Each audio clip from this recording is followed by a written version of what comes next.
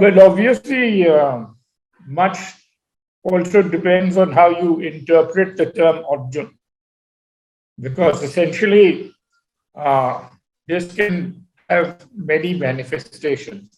There is a strong tendency, naturally, from the government and even from many people in my profession, to all interpret this as macro quantitative figures. Although you have had this percentage of growth, you had this level of human development indicators, this level of exports. Problem with this quantitative interpretation is that you do not have any real qualitative understanding of what is actually going on behind the numbers. And so, from this point of view, my approach has always been that whilst I recognize the importance of the numbers, and the numbers in many cases are very impressive by any standards. In fact, recently in my keynote presentation, which I made, I don't know, did you monitor the CPD dialogue on 50th anniversary? In my keynote address, began by doing an indicator of our progress over the last 50 years compared to Pakistan. And in that, I showed that whilst the whole struggle against Pakistan was built around economic disparity, and virtually every indicator we made that Pakistan had moved ahead of us because of the discrimination in policies and allocation. So that we began with Pakistan ahead in virtually every area. Over 50 years, I demonstrated, I gave some figures also to show we had surpassed them in virtually every indicator, both in terms of macroeconomics as also in human development indicators. And in human development indicators, we have also managed to do better than Pakistan, better than India in some areas. Now, the problem with the numbers is again that there are problems of quality. And what we need to essentially understand is the nature of the driving forces behind our economic growth. What are the components of this growth? How sustainable these components are? And here, some indicators are very strong. Certainly, the most impressive part of Bangladesh's economic growth has been its agricultural development, its diversification, the expansion of the non-farm economy. These are all very solid achievements which should be recognized. And these have been brought about in many cases mostly by productivity increases, which is a very important part of the growth process. And it has been brought about by the entrepreneurial skills of mostly small farmers. So again, this is not a big corporate success story, but a success story of small farmers. Problem which we had always pointed out with this aspect of the success was that the people who are actually responsible for promoting the success, the small farmers, were not getting the full benefits from their entrepreneurship and their productivity, largely because of the structural problems that all the value added was being appropriated both through the marketing system and by the emerging food processing sectors. So that you are constantly and virtually every year having complaints from farmers that they are producing bumper crops in this area or that area, but they are not getting good prices for this. But on the other hand, you people, we are all buying our produce in the urban markets, and we are always complaining that prices are constantly going up. So this paradox should have been an immediate area of address of all our policymakers, which we have not managed to do. And researchers have also not addressed this very adequately.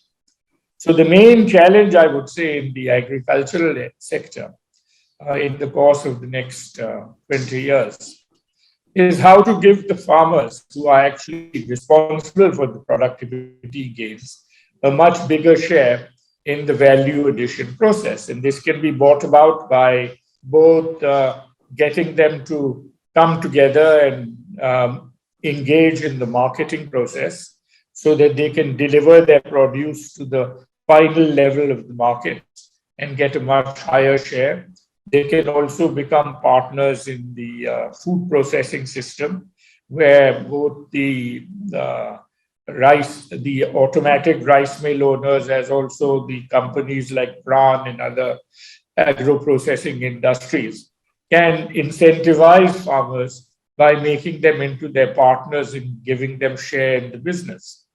So, for example, in every rice mill, for example, the growers from whom rice paddy is procured should be given an opportunity to become the business partners of the automatic rice mill owners, so that both price support system and marketing benefits will go directly to the growers rather than to the automatic rice mill owners. So this is the one area that we have pointed out where there are big deficits and important and beneficial advances can be made. And now that you are in a digital era, this is also likely to be more easily accomplished, because you can then monitor all these transactions much more clearly.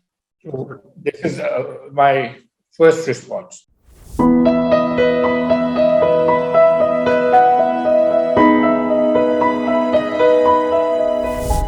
The approach of the Prime Minister to put emphasis on developing the infrastructure is perfectly sensible. We had a very big infrastructure deficit, both inherited from Pakistan and throughout the years. Various studies which were carried out by the World Bank and the Asian Development Bank showed that Bangladesh had the largest deficits, one of the largest deficits in infrastructure. One of the great achievements of the Prime Minister has been to convert us from a severely power deficit economy into an economy which is now apparently surplus. But actually, this also I see as one of the weaknesses in the way they have handled this. I think whilst the great achievement is there to generate, to establish power plants and to go on establishing them, I personally believe there should be no such concept as as a power surplus, because where you have got the supply capacity, then it is a major responsibility of the government to then create the demand. And one of the ways in which, one of the weaknesses in the way that they have in fact managed to generate the demand response is that they have not matched the investments in the distribution system to keep pace with the power generation system. This is an old problem which has been pointed out over many years, that distribution has been lagging behind generation. But major interventions in this area, backed by a very conscious attempt to ensure delivery to every household and to every sector of the economy which needs power. That is one element in which I think rural electrification, for example, has been an important factor in that. But the second thing which they need to be doing, and I'm not sure why they are not doing it with sufficient aggression, is to market the fact in terms of when you are attracting FDI, that we have got surplus power available, and that and that in fact wherever you come, you are to set up your investments, you will have ready power connectivity and you will not face problems of power deficits. So this is one factor which needs to be further done as a marketing problem. But the other problem, which I think, which has also gone hand in hand with both the power generation programs, as also the big mega projects and infrastructure development, is that there has been a open-ended commitment to simply set up the projects at any cost. So there has been a complete absence of cost consciousness in the way in which these investments have been made. And this, of course, has impacted on the costing of power, which has risen very sharply.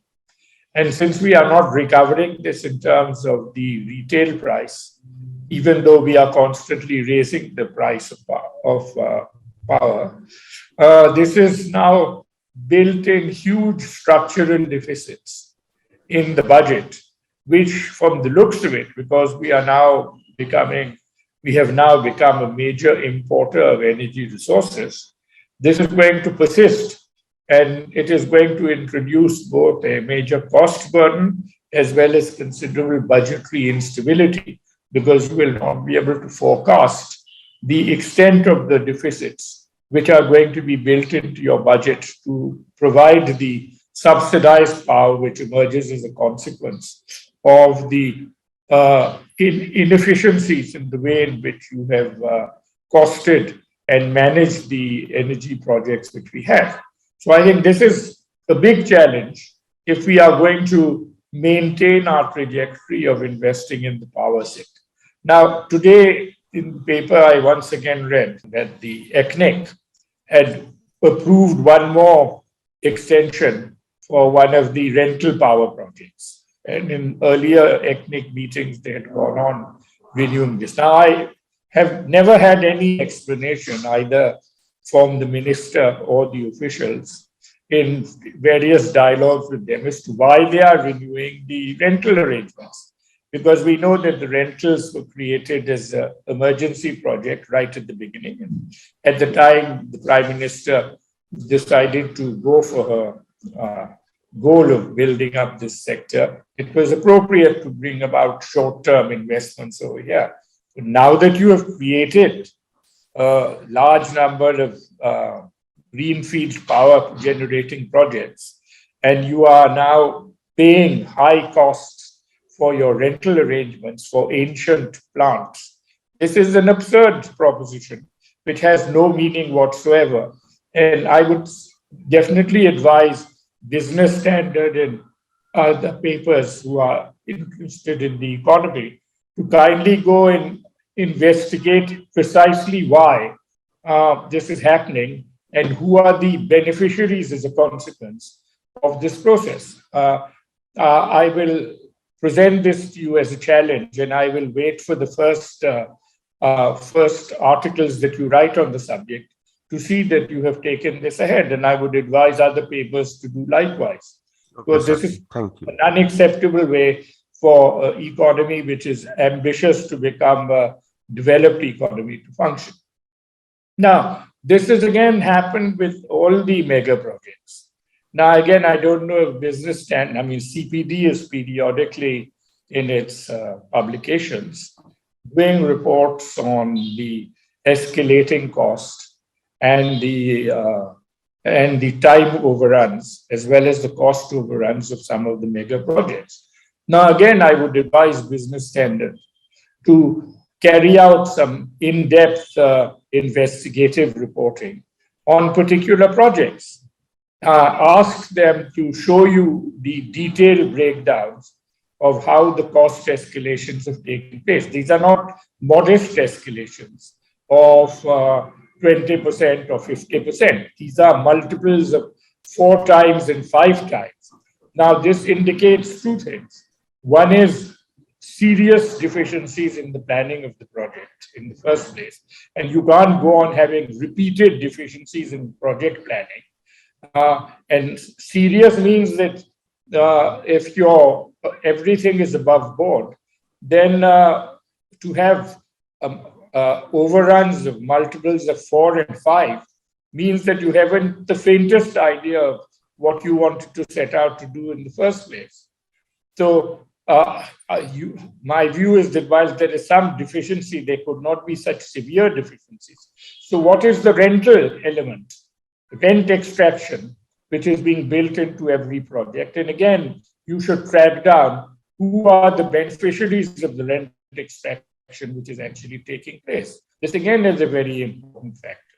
So essentially, if you are finding out that the rent extraction from every major mega project may be a multiple of 50% or so, then you should just calculate the opportunity cost of that 50%. You understand the term opportunity cost in the sense that the resources which could be saved and which could have been invested in the health sector, which is hugely deficit in terms of accessing public funding. It could have been used to enhance the quality of the education sector. It could have been invested in social protection programs. A whole range of deficits still remain, even though big expenditures are being made in this area, which could come from the savings in the big mega projects. So these are the notion that merely by setting up a project, this is your singular achievement. I think it's good. I'm all for having the hardware where you can visibly see results. And everyone will be very proud when Podda Bridge comes across in the way that we were proud when the Bangabandhu Bridge was in fact actually set up. But you cannot be oblivious of the costing, the management, and the efficiency in which the investments are being handled. And this, I think, should be a major objective. And you're not seeing this project just in terms of the mega projects. If you now go down the line all the way to road construction projects, every day I will see in one newspaper or the other that this road or that road has broken down or that project is running behind schedule. So what is happening in each project? I would suggest that a regular column of investigative reporting in Business Standard should be to identify a set of projects so that every day you have a reporter who has made an in-depth investigation of a project. What is the quality of the project? What is the escalation? What is the delay? And who have been the beneficiaries, our favored crony capitalists at all levels, from the Union Parishad level to the highest level, getting benefits of this and taking advantage of this to, in fact, actually give you inefficiently completed or incomplete projects.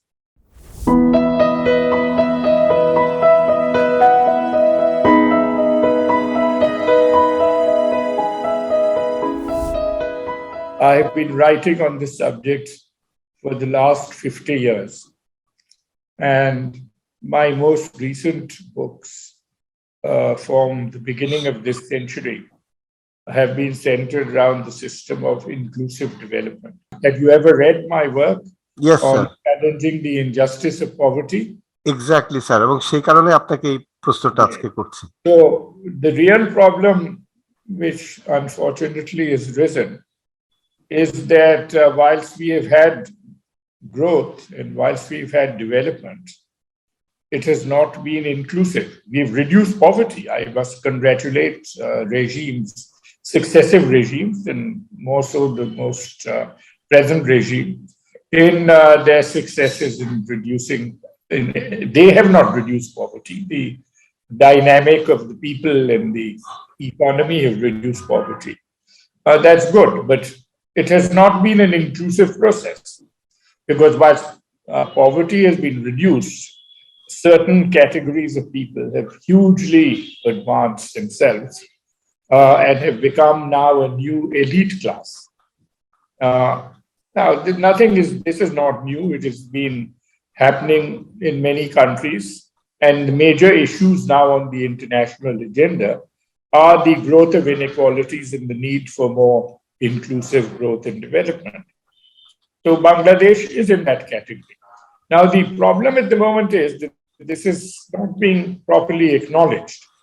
People say that we are being inclusive, but we are not. And this is the whole concept is being misconceived. Every time I notice that the planning minister and the member talk about the Kuznets curve, of which they seem to have no understanding. what is the meaning of the Kuznets curve, or in what context was the Kuznets curve developed to argue that in early stages of development, inequality grows. There's nothing of the sort which was indicated. That was just an indicator of what had happened. But all inequalities grow because of the nature of the institutions, the nature of the politics, the nature of the policies of the particular government. And this has been happening over successive governments. Now, the problems are obvious enough. I've told you about the exclusive problems arising out of our agricultural development. Correspondingly, if you look at the manufacturing sector, in the recent conference we had at CPD, Dr. Rizwanul Islam, who was with the ILO, you may remember, presented a very interesting paper in which he showed by graphs and figures the main growth which has taken place has come about through a big contribution from a sharp rise in labor productivity.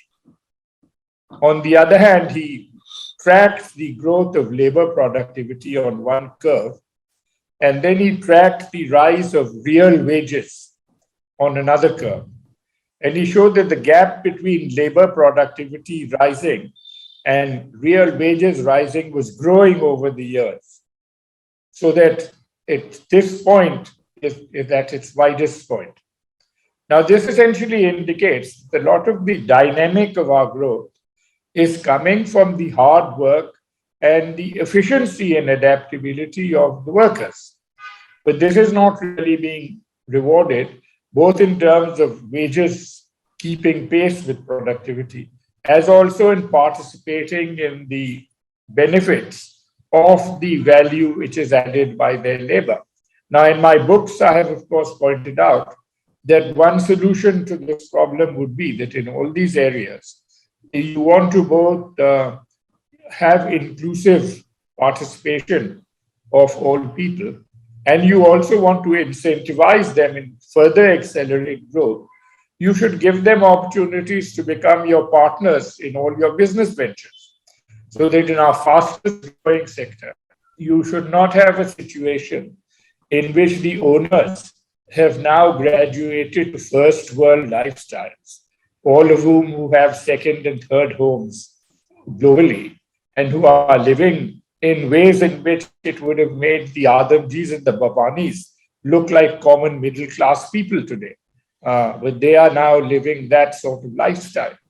Now, obviously, they are living like that. But if you go, and again, I don't know how many stories Business Standard is doing, to go and visit the living conditions of the people who are working in their factories, who are walking 1 hour or paying high transport costs to come to work, to go back to live in bostis where they are living in crowded rooms, they are sharing water taps, their food is inadequate, their healthcare is not taken care of.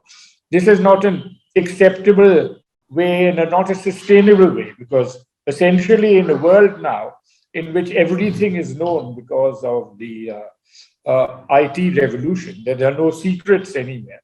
So you know who has got homes where, you know how they live, you relate it to your own lifestyle. So even though their wages may have gone up, this has not brought smiles to their faces, even though theoretically they are above the poverty line, because they are comparing their situation with the circumstances of their owners. They are looking at the 500 crore club, which has emerged in Bangladesh, and they are again comparing themselves to that. They are seeing the children of these people driving SUVs and having accidents on the road, while they are having a great difficulty in traveling along those roads in order to get to work. So this is socially unacceptable, it is morally repulsive, and it is economically inefficient, because an efficient and sustainable business model would essentially demand that you actually incentivize people. you give them a sense of participating in what is happening, they will work twice as hard and twice as efficiently and diligently in order to enhance productivity. If you gave them that incentive. Again, this is something which I have written about. I have given global examples which might be followed. And I have even held meetings with business leaders and other people to say, why do you not go down this particular road, which is available to you? Because if you want a stable relationship with your workforce, rather than having incidents taking place every day, which are going to increase over time as workers become more and more conscious, this will become your problem and not just a solution to 2041. Yes, that business standard is addressing the problem of the debt default. Every year, every month, this is increasing. Now, you may or may not be aware that this has been going on for 40 years. The first studies which were carried out by me at BIDS in the Zia regime, with one research assistant, Akhtar Mahmood, who is now a well-known international economist who has worked at the World Bank, and with Binoy Sen and with Ahmed Hassan, where I was paying them a salary of, I think, 2,500 takas to do this work. We discovered that Shilpo Bank and Shilpo Rin Shonasta were having 90% default rates, and they would soon become bankrupt if you did not do something about addressing the problem of debt default. Well, by the end of the 1980s, they all became bankrupt, both these organizations, and now the borrowing moved to the commercial banks. So now you are in this very dangerous situation where, even though you have been through generations of financial sector reforms, the main source of financing of industry has become commercial banks, where you are using the short-term deposits of millions of people for long-term lending, and then you are not recovering the money from a whole range of elite borrowers. The debt default has now become incorporated as a business model into the way in which business is done in Bangladesh. Now, the figures which we are normally given for the NPLs, the non-performance loans, are completely incorrect because they do not actually capture the past reschedulings which have been done and then the past write-off of loans. If you actually look at what was due to be paid and what has been paid, and you compute it over a long period of years, here both the media and also researchers have not really done a good job in doing these calculations, you will find there is a much bigger level of default, and this default has become a unilateral form of financial transfer to the defaulters. So essentially what has been happening is that you are using the borrowed funds and savings of millions of small depositors to actually subsidize the business investments and operations of a small number of elite businessmen. So this has become a huge resource transfer. Now, one part of the calculation which you can do, you just go back and look at the records and look at all the recapitalization of the state banks, the public sector banks. This has been again going on from the 1980s. When I was a member of the caretaker government, I remember, of Shahabuddin in early 91, proposal came to us for recapitalizing of the banks. This is 30 years ago. And this has been going on year after year, So just add all this up, that this has come from the budget of the taxpayers and the people who are paying consumer taxes. And this has then gone and served as an income transfer to the defaulters, which is essentially what recapitalization means. So the third thing is that it has introduced a built-in inefficiency and a weakening of the competitive process in the financial sector. So this means that if you are an honest businessman who regularly repays his loans and does not default, then you are paying a certain cost for your capital by paying it on time. Which is 10%, you are paying 10% or 8, 12% or whatever the rate might be. On the other hand, the person who both reschedules, then defaults, and then actually has the loan written off, there is an automatic reduction in the cost of capital. So you have got two sets of businessmen: the honest businessman who is paying 12% for his capital, and the defaulter who is paying eventually in real terms 2%, and in many cases nothing at all. So he's getting a free transfer of funds to run his business. So this builds a certain absence of competitiveness into the capitalist system, where you have got committed businessmen who are doing their business in a class of crony capitalists who are actually getting the full benefit of a system which has a disequalizing impact on this process. Now, you see why this is happening. Why do you go and check up how many people who are sitting in parliament today happen to be defaulters? Now, every election, you have noticed, they say that defaulters will not be able to contest. Then on the eve of the election, I've had meetings with Saifur Rahman with CPD dialogues with Saifur Rahman and with Kibriya on the eve of each of these elections, and with Muhit on the eve of these elections.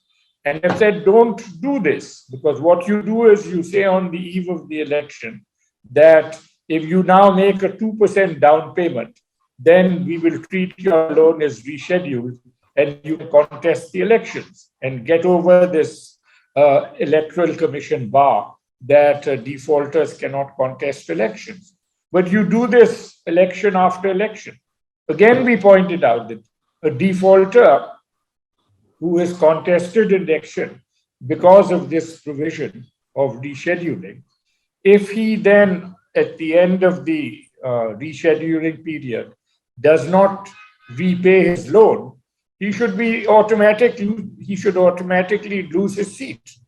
He should be disqualified because he was permitted to contest on the agreement that he will be paying a down payment and then he will pay his loan in due course and the rescheduled time. This has not happened. So over the years, you have got a whole group of defaulters now sitting in parliament. So you have never had a debate on the whole issue of the default crisis in 30 years. Periodically, some question is raised periodically, but you have been a media person for 30 years. Have you ever come across a major full-scale debate on the default crisis in parliament? না sir, এটা শুধু একটা list দেওয়া হয় পার্লামেন্টে মাঝে মধ্যে, but that is all. আর তো কিছু তো আলোচনা তো কখনো তো হয় নাই না. So these are the issues which have to be. Now, if you want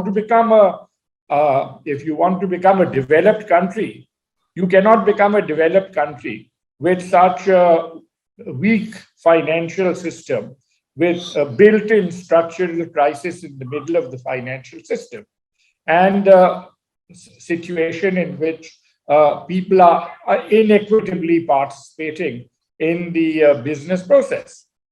Essentially, you want to have a functioning capitalist system. It has to be a competitive market-driven system in which people compete on a level playing field with each other, and efficient people will then make profits, they will pay their taxes. But here we neither repay your loans nor do you properly pay your taxes. We have got one of the lowest tax recovery rates in the developing world.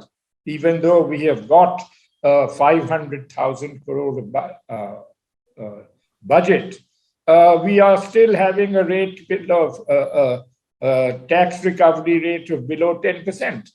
Now, this again is a measure of the fact that large numbers of people are either not repaying, not paying taxes as they should be doing, or they are not paying them at all.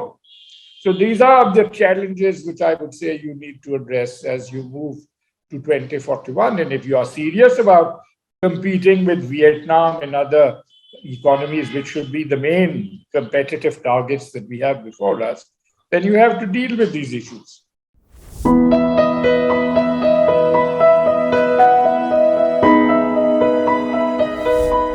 I believe that you have got the most enterprising population on the one of the most enterprising populations on the face of the earth, almost like the Chinese.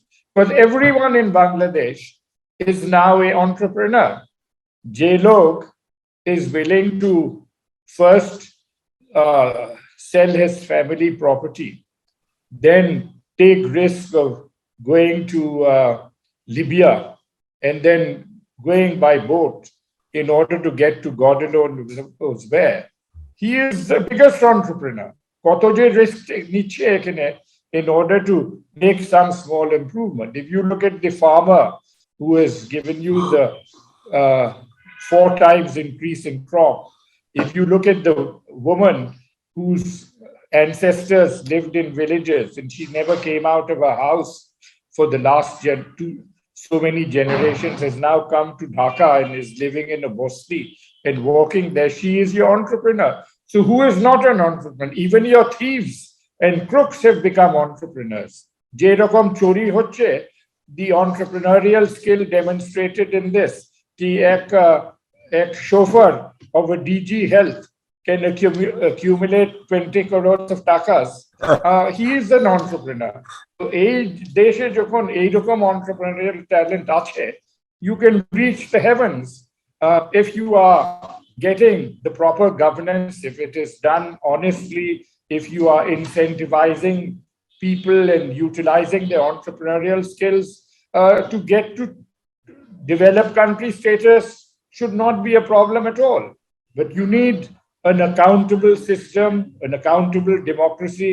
You have to have competitive elections. If you have elections and you have a electoral process in which people are there because they have spent money and used physical force in order to be there, why will they be accountable to anybody? They will only be accountable to their money and to their force.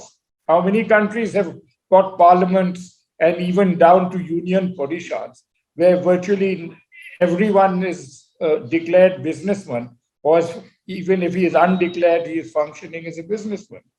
This is an unacceptable way for a society to function if you are aspiring to be a really developed society.